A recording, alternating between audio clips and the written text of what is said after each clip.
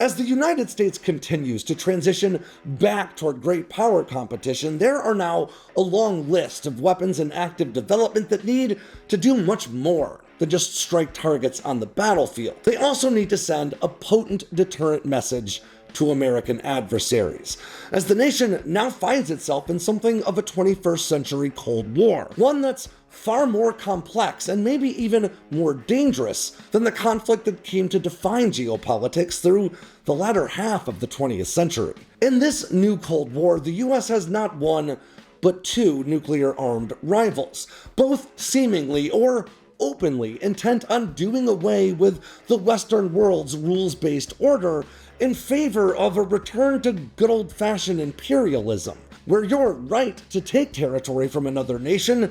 is predicated on, well, just having the military capability to do so. And that's why developing new weapons technology today is arguably more important than it has been in decades, as these systems serve as more than just the kinetic embodiment of America's geopolitical will. They serve as looming threats in the minds of adversary planners who see America's global presence as an obstacle between them and their nation's strategic aims. So let's talk about some of the most cutting-edge weapons making their way towards service, some we haven't discussed at length before, and the roles they could play in deterring the next big fight before it starts, at least if we're lucky. And if we aren't, well, they might just help us win it anyway. I'm Alex Hollings, and this is Air Power. Box one.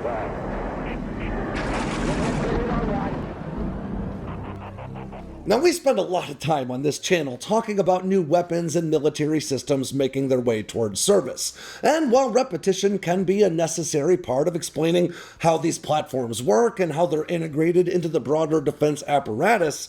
I also don't want to bore you guys to death. So we're not going to talk about a lot of the weapons that we've already discussed at length in past videos, despite their strategic importance. So you're not going to hear much today about things like hypersonic weapons, for instance, like the AGM-158 Arrow or Lockheed Martin's Mako, nor will you hear about air-to-air missiles like the AIM-260 or the Navy's new AIM-174. And that's simply because we have entire videos dedicated to each of those topics, and if you want to learn more about those weapon systems, I highly recommend you go back and watch those videos. So today, we're going to talk about some weapons that are maybe a bit further removed from service in some cases, and in others may actually be knocking on service's door, but have thus far been obscured by classification, making it tough to dedicate a full deep dive into them. And what better place to start than with the next iteration of a weapon we've discussed several times before: Lockheed Martin's AGM-158 XR. This broadly capable and low observable cruise missile is expected to offer a range well in excess of 1,000 miles. Lockheed Martin first revealed it to the public in 2024, and today it may be among the most strategically valuable weapons in active development.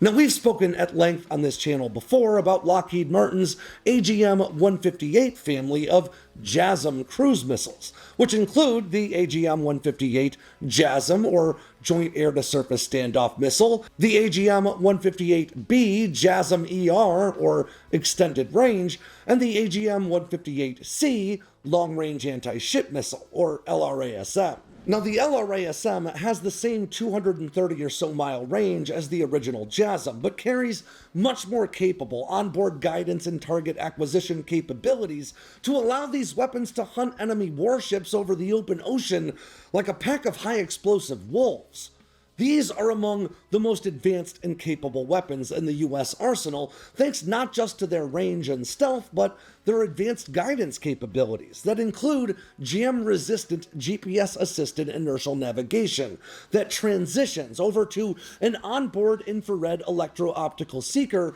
that compares imagery in its field of view to 3D models of its intended target systems using advanced artificial intelligence to identify and close not just with targets, but with such a high degree of accuracy that these missiles can actually close with the most vulnerable point in a structure or ship to maximize the weapon's battlefield effect. When launched in high volumes, these weapons can coordinate with one another and other aircraft via onboard two-way data links to distribute targets or to shift priorities mid-flight. The existing JASSM line of cruise missiles are so broadly capable, in fact, that the Air Force Research Lab, working in conjunction again with Lockheed Martin, established a palletized launch system for these missiles, dubbed Rapid Dragon, that allows cargo aircraft like C-130s and C-17s to rapidly launch dozens of these missiles at once, effectively flooding enemy airspace with AI-enabled cruise missiles from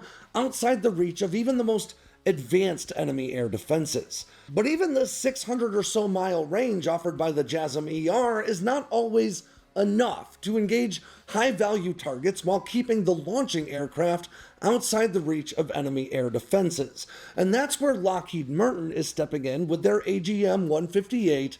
XR, a weapon they claim will offer at least a 40% increase in range over today's JASSM-ER. Now, near as we can tell, Lockheed's been working on this missile since 2018, and it should be noted that they're not calling it the JASSM XR, but rather the AGM-158 XR, and that suggests to me that this extended range won't only benefit the JASSM line of land attack cruise missiles, but will also be leveraged for a new extremely long-range anti-ship weapon in the LRASM family. Now, there have been very few details about this weapon released to the public so far, but it at least seems as though that added range is the direct result of simply extending the length of the missile's fuselage, creating greater internal volume for fuel storage and, as such, greater range. And that could be a very good thing for costs. Lockheed Martin already has existing production lines for both the JASSM-ER and the LRASM, so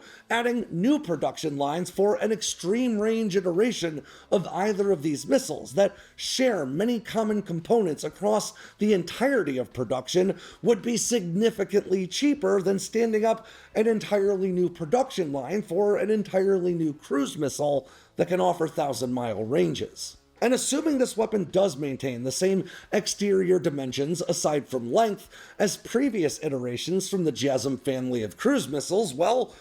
then it stands to reason that the JASSM XR could likely be launched by many of, if not all of, the same platforms, to include those Rapid Dragon pallets. But that dramatic increase in range could not only allow you to strike targets much deeper inside contested airspace, but conversely, it could also allow the launching aircraft to launch these weapons from further out, shortening the distance they need to cover to get out and come back, and thus increasing their potential sortie rate. In other words, the shorter the distance you have to fly in each sortie, the more sorties you can ultimately fly. And we already know just how valuable the JASSM, JASSM-ER, and LRASM are, so a new weapon in the JASSM family that offers 1,000-mile plus range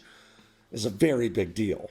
And while we're talking about the vast expanses of the Pacific, let's talk about China's numerical advantage on the high seas, and a weapon called Quicksync that can help change all that. Now, with China's People's Liberation Army Navy, their maritime militia, and their militarized Coast Guard, China now employs the largest surface fleet of combat-capable vessels on the planet, with a total strength somewhere well north of 700 large-hulled ships. And while the US Navy does bring more gross tonnage to bear, its overall fleet strength of only around 300 ships would actually manifest in far fewer that could actually get involved in a Pacific conflict without leaving other American or allied interests unprotected. In the event of war, this poses a number of big problems for American forces, as the anti-ship missiles employed by US Navy warships range in price from anywhere from $2 to $4 million a pop in most cases. And more importantly, they're difficult to reload at sea, though that is something the Navy's working on addressing. Other highly capable anti-ship weapons, like the LRASM we just discussed, are similarly expensive at a price tag of around $3.2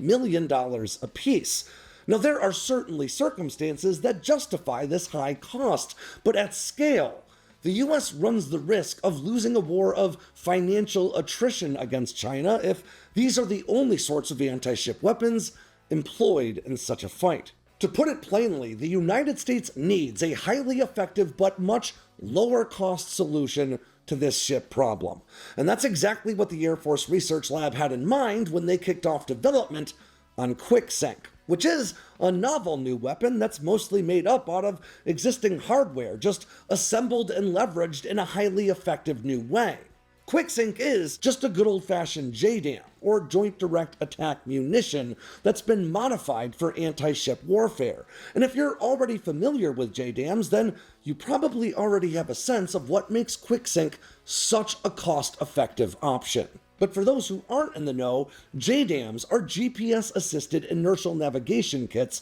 that can be mounted directly onto the sort of low-cost, unguided gravity bombs, also sometimes called dumb bombs, that the US has maintained large stockpiles of since the Cold War, effectively turning these dumb bombs into precision-guided ordnance. Now, Quicksync builds upon the JDAM's capabilities by incorporating additional forms of guidance into that bolt-on kit, namely a radar seeker in the nose and an infrared imaging seeker installed on a new side fairing.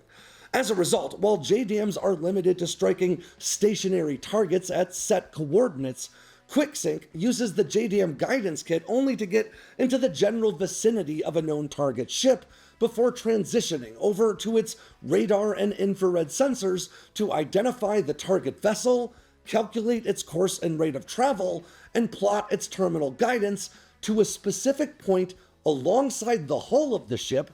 just below the waterline. Now, this degree of precision makes otherwise unguided bombs like the BLU-109 into such potent ship killers that its destructive capabilities has been compared directly to some of the most deadly anti-ship weapons in service, like the Mark 48 heavy torpedo. And like any JDAM, it can be dropped from as far as 15 miles out from aircraft like the stealth bomber B-2 Spirit, making it all but impossible for local air defenses to engage the dropping aircraft. Now, in the future, this weapon could also be carried internally by stealth fighters like the carrier-capable F-35C. Now, the Air Force Research Lab believes Quicksync kits, which currently cost around $200,000 each, will drop in price to only around $50,000 apiece once serial production begins. But even if it doesn't, the 2,000-pound BLU-109 bomb that it rides on rings in at only around $20,000, making this a weapon that could range in price from as low as maybe $70,000 to as much as maybe $250,000, with the capacity to sink even very large ships like small aircraft carriers with a single strike. And if this concept does continue to mature as it has, I think it's potentially feasible that we'll eventually even see a Quicksync ER, or extended range version, incorporating the JDAM ER's deployable glide wings to extend the reach of this budget-busting ship killer out to 45 miles or more. After all, with China's surface combatants ranging in price at times from hundreds of millions to even billions of dollars apiece, even $250,000 is a pretty good bargain for sending one down to Davy Jones' locker. Now let's jump to a system that's gotten lots of publicity in recent years, but is still very secretive: Anduril's Roadrunner UAV and Roadrunner M interceptor. Now, in October of 2024, the Pentagon awarded Anduril a $250 million contract for counter-drone capabilities that include their Roadrunner interceptors. Now, these vertical takeoff and landing UAVs are powered by air-breathing turbojet engines like many tactical aircraft or cruise missiles. And while that is somewhat unusual for AI-enabled drones, what really makes the Roadrunner M, the armed interceptor variant, really special is its ability to turn back around and land to be reused in the event its intended target goes down or just proves not to be hostile. Now, most modern air defenses use interceptors to bring down airborne targets, specialized and expensive single-use surface-to-air missiles that are powered by single-use rocket motors to close proximity with their targets, where they detonate their blast fragmentation warheads to bring those targets down. And this approach to air defense is very effective, but it also has some real limitations. Once an interceptor goes up, there is no recalling it. If it misses its target, There are no second chances, and if you waste all your interceptors on false alarms and decoys, well, you're screwed when the real missiles or drones show up right after. But Roadrunner does not work like traditional interceptors. In fact, to some extent, Roadrunner works like an intercepting fighter aircraft that can just turn kamikaze if it needs to. When a potential threat is identified, armed Roadrunner M interceptors can immediately take off vertically, closing with the inbound threat at high subsonic speeds and relaying sensor data back to ground control elements to enable decision-making. If the target is indeed a threat, one of the Roadrunner M interceptors closes with it and detonates its blast fragmentation payload, bringing the target down. If there are no other threats to intercept, the other Roadrunners in the air can then just return to their launch point and land vertically again to be refueled for the next intercept. Now, Anduril claims these Roadrunner interceptors offer, quote, 3 times the warhead payload capacity, 10 times the one-way effective range, and 3 times more maneuverability and G-forces compared to similar offerings on the market. However, just how much range these interceptors actually offer, or just how maneuverable they really are, all remain classified. They also claim that multiple Roadrunner drones and interceptors can be run by a single operator, and that these systems are designed to be easily integrated into all of America's existing air defense sensors and platforms that are already in service. Now, because of the advanced capabilities and reusability offered by Roadrunner, Anduril has acknowledged that they ring in at a higher, though undisclosed, price point than most traditional interceptors. But because these weapons can network with one another to distribute targets, it also means having to use fewer interceptors on each target, as you might launch multiple Roadrunners at a single threat to make sure you get it, but upon the first success, for instance, well, the rest can just turn back and come on home. And as Anduril points out, this also allows for an abundance of caution, with the ability to rapidly launch a massive intercept force at the earliest onset of an emerging threat, with the confidence that you can recall and reuse all of those interceptors if that threat doesn't ultimately manifest. Now, when I spoke to Anduril a few months ago, they were very tight-lipped about Roadrunner, its capabilities, and even this recent Defense Department contract. In fact, they wouldn't even disclose to me which branch will be taking delivery on the 500 interceptors included in that contract. But they did hint at the fact that these Roadrunner interceptors are already seeing use in some limited circumstances and use cases. And to that point, Anduril did secure a $1 billion counter-drone contract with U.S. Special Operations Command in 2022, and then tacked on another $12.5 million allocated specifically to the Roadrunner program later on that same year. So it stands to at least some reason that these Roadrunner interceptors may already be in service and use with some of America's most elite and secretive special operations units, operating in high-threat environments. And that brings me to the highest threat of them all, nuclear warfare, and the AGM-181 Long-Range Standoff Weapon, or LRSO. Now, in October of 2023, we learned that the United States military had secretly been testing a new nuclear air-launched cruise missile that would have enough capability to keep the B-52 Stratofortress viable as a part of the nuclear triad for decades to come. That weapon was the AGM-181. Now, this highly secretive nuclear cruise missile is expected to offer a low observable design meant to limit the chances of intercept, air-breathing jet propulsion capable of carrying the weapon to targets well in excess of 1,500 miles away, and an adjustable or dial-a-yield W-80 TAC-4 nuclear warhead, capable of unleashing a fairly small 5-kiloton blast, about 1/3 the power of the bomb dropped on Hiroshima in 1945, or a much larger 150-kiloton blast, which would be about 10 times the power of the Hiroshima bomb.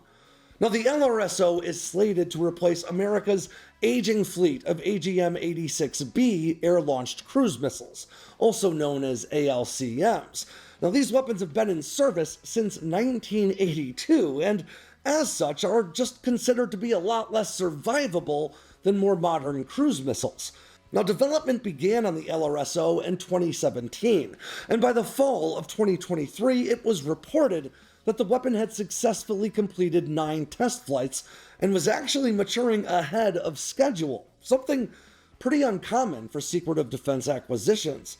Now, this is also an important distinction because it suggests that the LRSO may be the only element of America's nuclear modernization effort that's been progressing smoothly, with America's new Columbia-class ballistic missile submarine and Sentinel ICBM programs both overextending their budgets and their timetables by a pretty wide margin.